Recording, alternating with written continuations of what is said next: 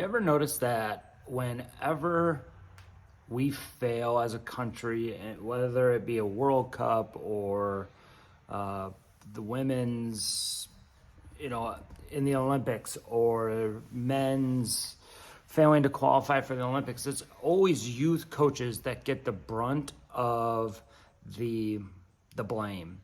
It's always, well, our coaching needs to get better. Our youth coaching needs to get better. No, it doesn't. Our youth coaching is actually the best it's ever been. And just flashback 20 years, our coaching now compared to then is light years ahead of where we were. It's not coaching, it's still our culture.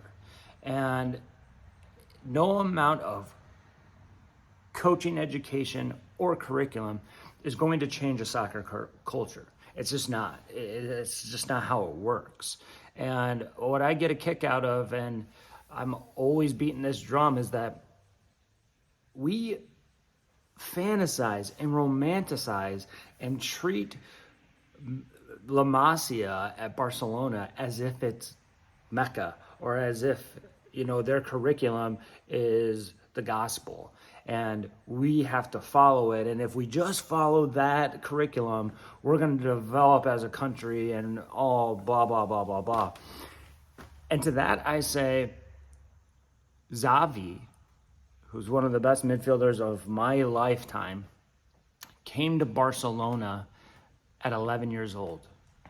What happened to the 11-year-old he replaced? Xavi was already technically and tactically, and probably had a high soccer IQ at 11. What happened to the kid that they replaced? That was probably at Barcelona since 8. What happened to him? Messi came at 13. What happened to the forward that Messi replaced? Puyol, one of my favorite center backs of all time. He went to Barcelona at 19. What happened to the center back that he replaced? If Barcelona and La Masia and their curriculum is so good, why doesn't every single 8-year-old that comes through La Masia make it? Why can't they send every single player or sell every single player to other clubs in Europe? The answer is culture. The answer is they can't.